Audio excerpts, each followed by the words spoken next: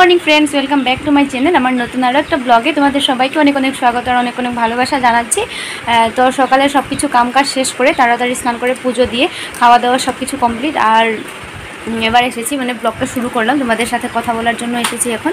আর এদিকে দেখো, ও রেডি হয়ে গেছে যাওয়ার জন্য, মানে বেরিয়ে যাবে আর কি অফিসে। তো ঠিক আছে, খাওয়া দাওয়া সব কিছু তাড়াতাড়ি করে শেষ করেছি আর কি, চলে যাবে মানে বেরিয়ে যাবে তার জন্য। তো ঠিক আছে, ভিডিওটা দেখতে থাকো, সাথে থাকো। আর ভিডিওটা শুরুতে একটা লাইক করে ভিডিওটা দেখো। আর যদি কেউ নতুন করে দেখছো তাহলে প্লিজ চ্যানেলটাকে সাবস্ক্রাইব করে দিয়ে বেল বাটনটা ক্লিক করে দিও। ও বেরিয়ে পড়েছে কাজের জন্য। আর এই দেখো, আজ ওয়েদারটা কি সুন্দর, হালকা হালকা করে অল্প অল্প বৃষ্টি হচ্ছে সকাল থেকে। তো একদম সকালে ছিল না, তার জন্য আমি কতগুলো কাপড় ধুয়েছিলাম, কিন্তু যাই হোক এখন বৃষ্টি হচ্ছে অল্প অল্প। তো বৃষ্টির জন্য আজ গরমটা অল্প কম, আজ খুব ভালো লাগছে, কারণ এতদিন খুব গরম ছিল, রোদ্দুর ছিল।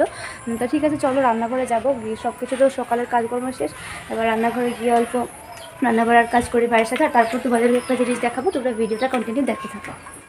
রান্নাঘরে চলে এসেছি, আর মা আজ মুড়ি ঘন্টা বানাবে। তো আমি আগে কোনো দিন বানাইনি, তার জন্য মা বলল মাই বানাবে। তো এই যে ফার্স্টে মশলাটাকে অল্প ভেজে নিল, আর তারপর আলুগুলোকে আগে থেকে ভেজে রেখেছিল, আবার এখন মশলার সাথে মিশিয়ে নিল। আর তারপর এখানে দেখো চিড়ে ভেজে রেখেছিল, চিড়ে দিয়েছে। অনেকেই আছে চাল দিয়ে করে, তো এখানে আবার চিড়ে দিয়ে করছে। তো এই যে ভাজা হয়ে গেছে, এবার এখানে মাছের যে মাথা ছিল, মাছের মাথাগুলোকে ভেঙে ভেঙে এখানে দিয়ে দিল। তো যাই হোক, মুড়ি ঘন্টা বানানোটা কমপ্লিট। তো এবার আমি মাছের চচ্চড়ি করব। তো ঘরের পিছন দিকে উঠানে আর কি ধনেপাতা হয়েছে, এখান থেকে আমি ধনেপাতা নিয়ে যাচ্ছি, এখান থেকে ধনেপাতা নিয়ে মাছের চচ্চড়িতে দেব। তো এই যে চচ্চড়িটাও আমার কমপ্লিট। আর এবার মা কচুরলতি বানাবে, কচুরলতি বলে সম্ভব, কচুরলতিটা বানাবে হলো সর্ষে বাটা দিয়ে। এই দেখো,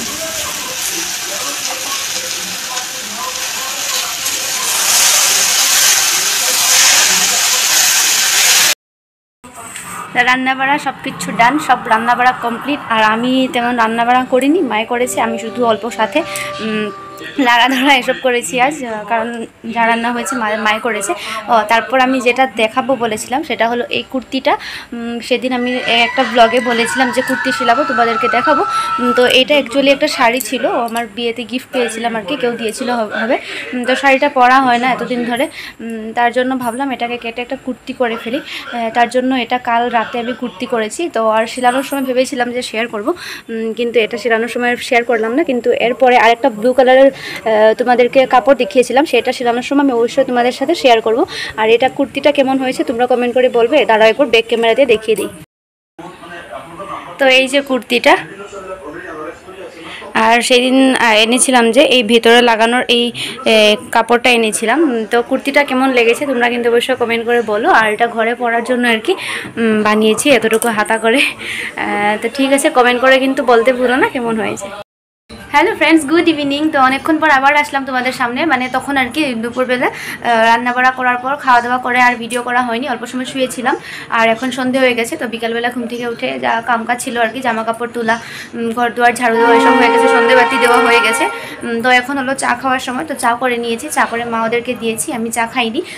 তো এখন ভাবছি একটা পিঠা বানাবো, ও খুব খিদে পেয়েছে, কারণ তো তার জন্য একটা পিঠে বানাবো। তো পিঠাটা কীভাবে বানাবো সেটা তোমাদের সাথে শেয়ার করব, অল্প অন্য টাইপের পিঠা, একদম ইজি। তো তোমরা চলো আমার সাথে রান্নাঘরে গিয়ে পিঠাটা বানাই আর তোমাদের সাথে শেয়ার করব। তো চলে এসেছি রান্নাঘরে, আর এবার কড়াইটা বসিয়ে দেব।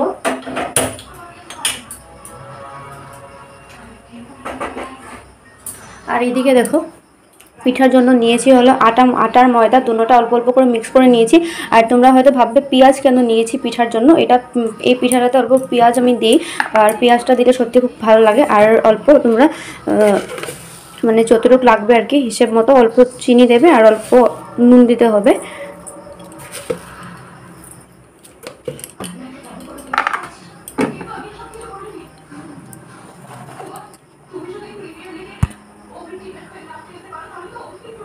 তো চিনি আর নুন দেওয়ার পর এটাকে ভালো করে জল দিয়ে মিক্স করতে হবে, মানে জল দিয়ে এটাকে ভালো করে ব্লেন্ড করতে হবে, যেমন আর কি মালপোয়া পিঠা করা হয়। তো তোমরা হয়তো ভাববে যে এটা পেঁয়াজ দিয়েছি খেতে কেমন হবে, কিন্তু দারুণ লাগে। তোমরা একবার ঘরে ট্রাই করে দেখো, আটা বা ময়দা যে কোনো একটা নিলেও হয়, কিন্তু আমি দুটোটা মিক্স করে নিয়েছি।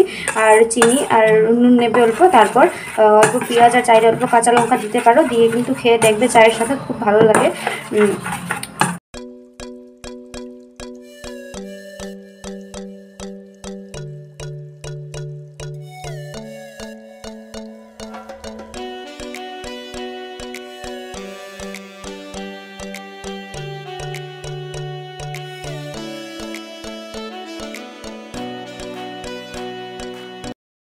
তো এই যে পিঠা বানানো কমপ্লিট। আর তোমরা কিন্তু অবশ্যই একদিন ঘরে এভাবে করে খেয়ে দেখো, খেয়ে দেখলে বুঝতে পারবে অনেকটাই ভালো লাগে। দেখতে জানি সুন্দর গুলগুলো হয়নি, শেপগুলো এরকম টেরা বেঁকা হয়েছে, কিন্তু যাই হোক খেতে খুব ভালো লাগে। তো এই যে আমাদের খাওয়া দাওয়া কমপ্লিট, মানে চা আর কি। আর এই যে ও এসেছে, ওকেও চা করে দিলাম। আর ওই দেখো আমাদের জনি স্যার সবসময় যেমনটা করে থাকে, মানে কেউ যদি অনেকক্ষণ পর ঘরে আসে তাহলে ও মানে কি করবে, এই দেখো এসে শুয়ে পড়েছে। আয় আয়